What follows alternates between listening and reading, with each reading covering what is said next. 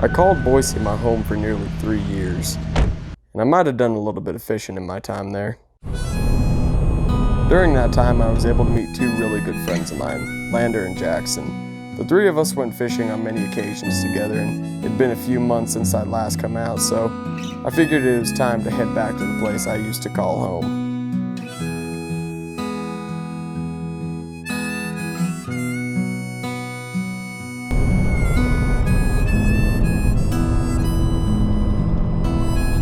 After a nearly 5-hour drive, I finally got to Boise, and there was little hesitation for us to grab our gear and head over to the river.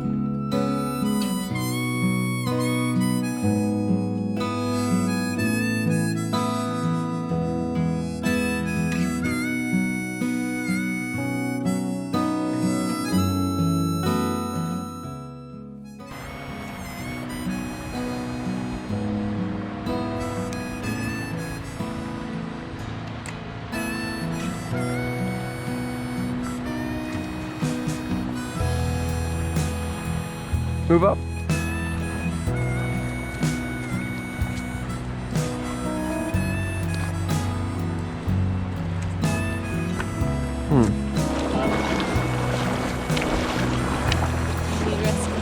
No.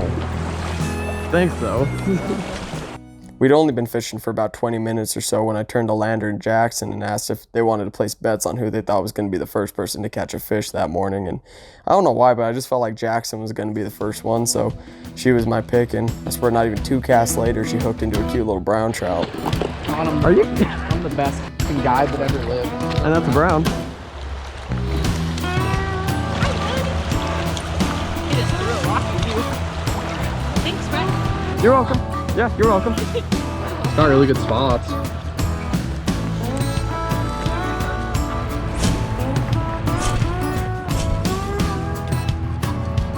There we go.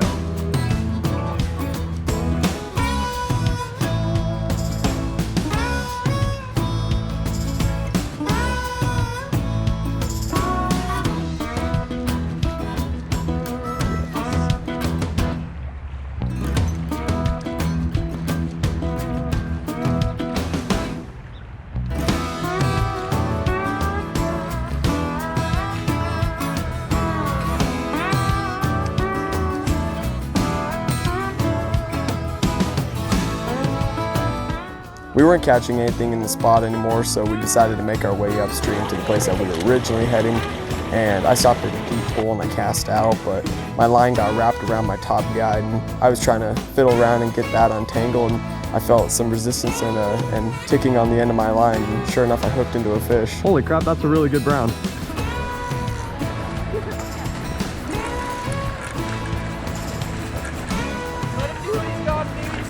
And my line is messed up.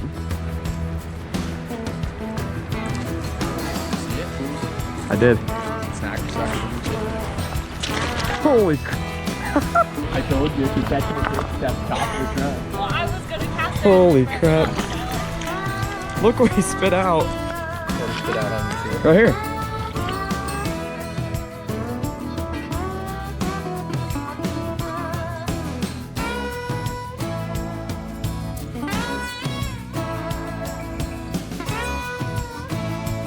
Brown trout are one of my absolute favorite fish to catch, so I was really happy to get that guy. Well, we got him unhooked, and I was trying to get some pictures and videos with him. I hear Lander yelling just a few feet away from us, and he hooked into another brown trout about the same size as mine, just a few feet away from the bank. And I wander over, and I have my brown trout in my right hand, and I just net in my left hand. This is not working. I'm trying to net his while holding mine, and it's just a mess. Dude, Double up. Hell I yeah. kind of lied, sorry. Have you seen the eyes of Pan? Have you heard the cry of pain? Have you felt the aching hunger and tears falling like rain? Can we find hope for tomorrow? Can we find a helping hand that can ease the pain and sorrow for every woman, every man?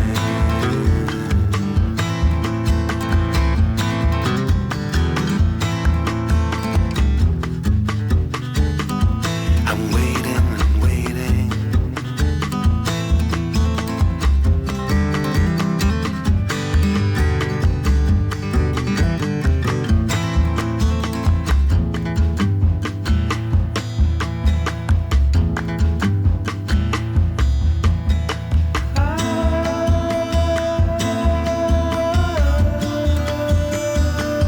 bite died in that stretch of river, and so we decided to move a few miles downstream to a place that Lander knew about.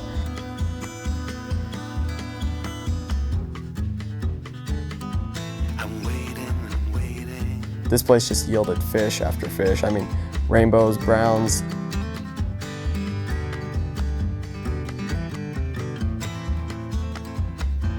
Have you seen the ice? I mean, nothing too sizable, but we were just catching one after another, and we were catching them as the sun went down, and we got a beautiful view of the sunset. And tears falling like rain. Can we find hope for tomorrow? Can we find a helping hand that can ease the pain and sorrow forever? Overall, it was a great way to end a great day of fishing.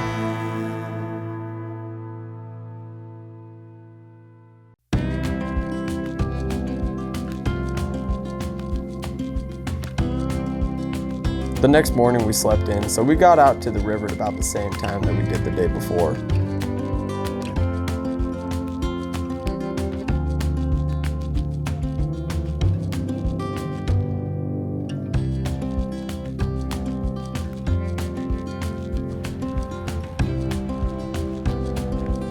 Lander, are we just gonna fish our way down today? This stretch and then go up. Okay. I mean, like, we could try and go down. I've never really gone down, but that's just because, like, it's too deep and I've never been able to, like, actually get low or, like, go where I'm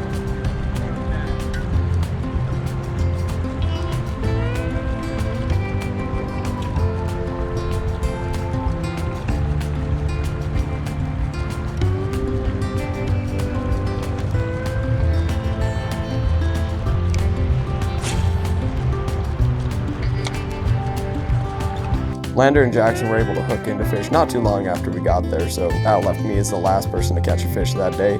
It took me a little bit, but when I finally did, I hooked into a cute little brown trout.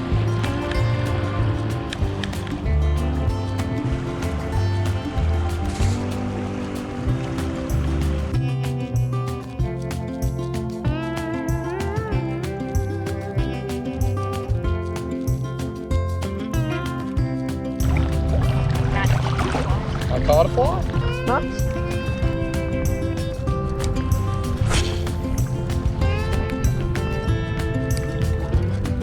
A good walk downstream and a lost jerkbait later, we got to a wide open stretch of river with slow moving water and a deep pool. Lander and Jackson were upstream fishing probably about 50 yards from where I was, and we cast out into that deep pool and started reeling. Felt tension on the end of my line, so I set the hook, and kind of like every clickbait title says, I thought I was snagged until it started moving. Yeah, I literally felt that in that moment. I got your net. This fish wasn't screaming line, he wasn't thrashing his head like crazy, he was just pulling me. He was just big and heavy, and he was going with the current. Lander and Jackson finally made it over to me as I'm finding this fish, and a few minutes go by, we start making suggestions on what we think it is. It's a carp, no, it's a sucker, and so on. Yep. It's a sucker. And you snagged it. Right. Oh, big sucker. When he got to the surface, we were able to see that I foul hooked him. I hooked him in his top fin. I reeled him in all the way. Lander scooped him up in the net, and it wasn't a carp, wasn't a sucker. It was a northern pike minnow, and a big one at that. Wait. Stop. Holy crap. Look at that freaking monster. Foul hook, but hey, a fish is a fish. Jesus. That's insane. That pike minnow was my personal best by a wide margin. And I don't know, people might say, oh, you foul hooked him, doesn't count. I don't care. I loved every second of that. We made a complete 180 and went back upstream, past the spot that we parked at. Unfortunately, we didn't have any luck. We didn't catch anything up there. And that day concluded with another beautiful sunset.